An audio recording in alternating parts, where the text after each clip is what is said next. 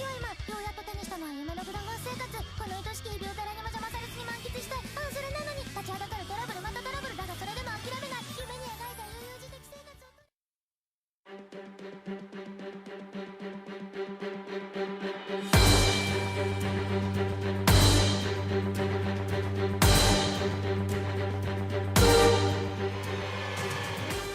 Hey everyone, this is Julie and welcome to SOFHAB. Today we're doing another manga review.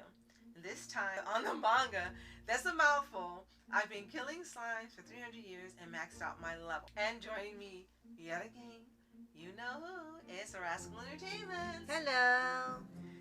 So this manga I actually found on the shelves of the library. We ended up actually loving it. It's fun. It's entertaining. Before we get started, Be sure to like, subscribe, and click notification bell updates on SOFHAB reviews, hacks, spoofs, and more. yes, and thank you for joining us. Now, this particular franchise is really popular. We learned that it was serialized online since 2016, and there's been multiple light novels, a novel series, a manga, which is what we're currently reading, an anime based on the manga that we're reading. The anime has 12 episodes, and the manga series itself, they also have one standalone manga with one volume, another manga with 3 volumes, that's a spinoff, and the one that we're reading has 12 volumes, and we are currently on volume 8. We're almost done. And again, I found this not knowing what it was. The cover looked fun, and it actually is. Yes, and we weren't even sure what was supposed to be in the beginning. Thought it was isekai or something, but it looks like it's one of those types of genres that we see where a person has passed or they're in an accident, they lose their life, and then their spirit is put into some other setting or reincarnation or type thing, and a lot of the times they're put into the lives of a video game character, and then that's their life from now on. And for this one, believe it or not, the demographic is male. Yeah. And it's being produced in America by Yen Press. Right. Which tends to do some things that are pretty unique, like solo leveling and so forth. So, quickly, the manga is written by Kisetsu Morita, published by Shosasuka Ninaro in Japan. It ran from June of 2016 to November of 2021. And basically, the plot of this manga is after living a painful life as an office worker, Asusa Aizawa, who's the main character and also appears on the cover, she ends up dying from overworking, and she finds herself reincarnated as an undying, unaging witch in a new world, and now she vows to spend her days as pleasantly and stress-free as possible. And she does that for a while, but then all of a sudden all these characters start showing up, and between that time she makes a living by hunting slimes, the easiest targets. And after doing that for centuries, the simple job, she becomes extremely powerful, famous throughout the land, and finds that she can no longer maintain her low-key lifestyle.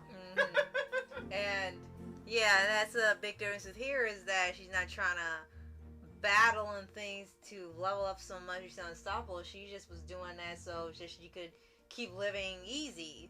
And then it comes to a point where she's so famous that people are just coming to her house to challenge her and want to beat the strongest thing in the land, and she just doesn't want to be bothered. And there's a varied cast of characters that shows up.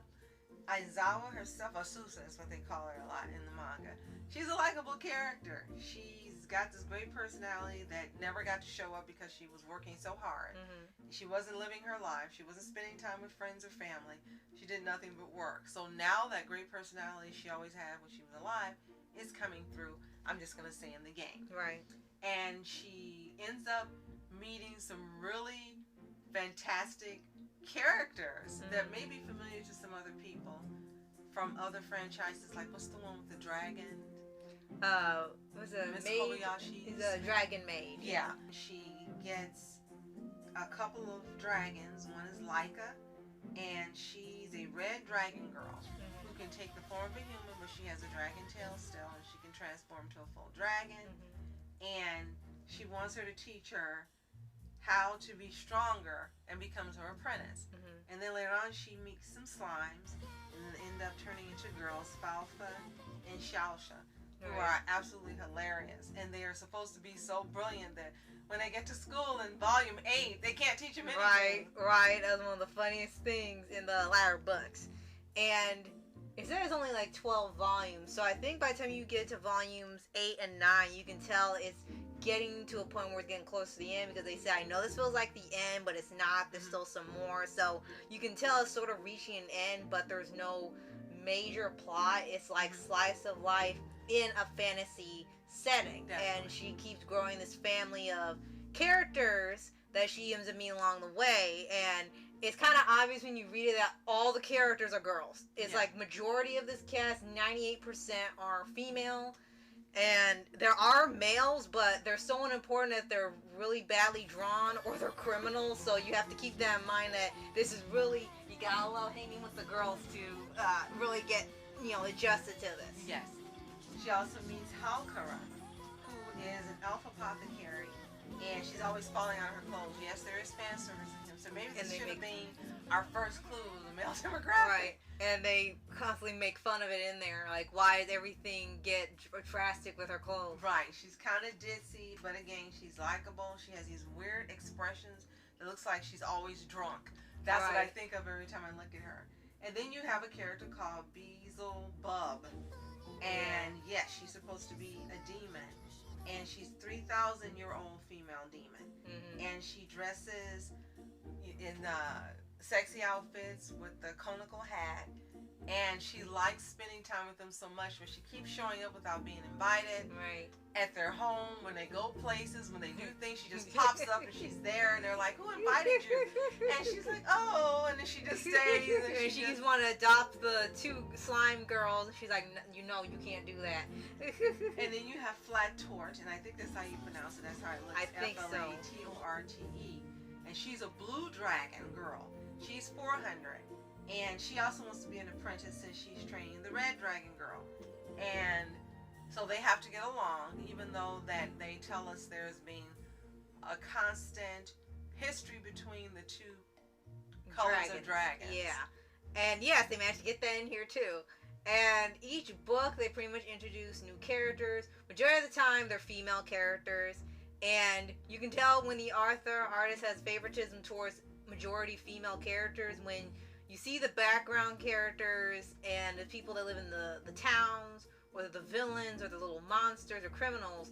Usually if they're not the author's type, they end up being very sketchy looking, and not in a bad way, but just like they have no discernible features that look like anime. They change it for the anime. They all look attractive, but for the book, it was like, look, you're not here to look at them. You're here to look at all the pretty girls. Look at them. So every girl had a pretty look. That was the main character the artist wanted you to look at. Everyone else that didn't matter had a really generic look, like a Lego figure.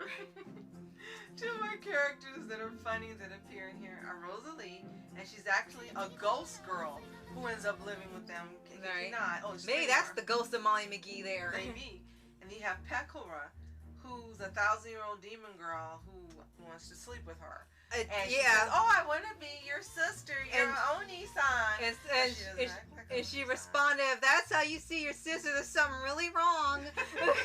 and she doesn't even hide it. It's only because she had beaten her in a battle, and I guess instead of it being a guy, it's just the girl. And they make it clear that what's the main witch's name again?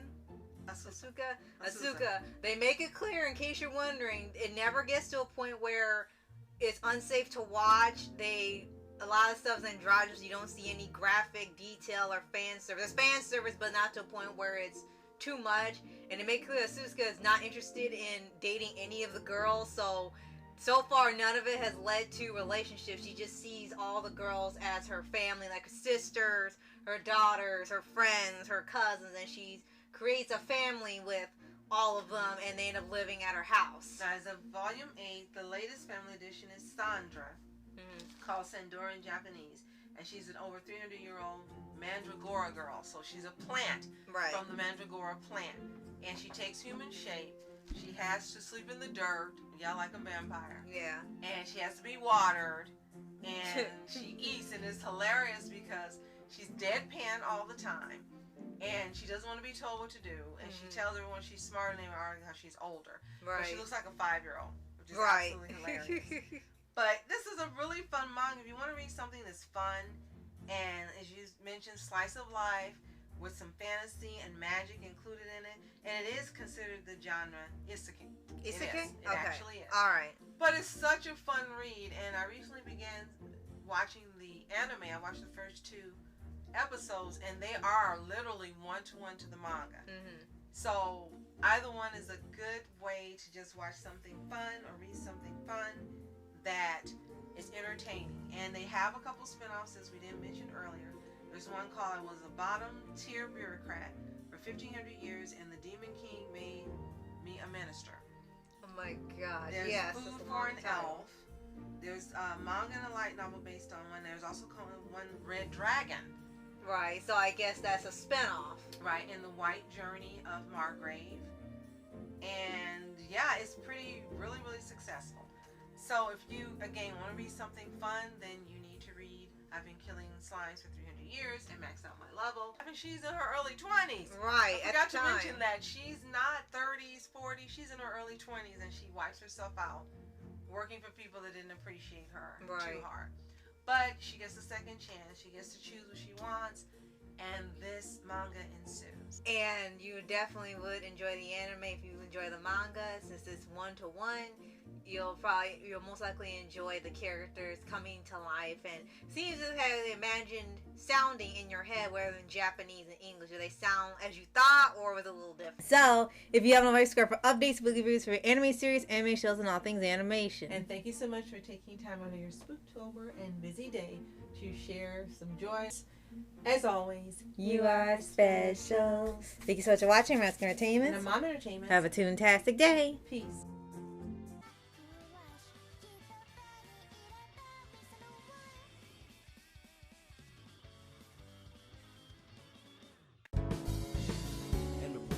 Flashing lights, trying to walk around, man, who the hell are you?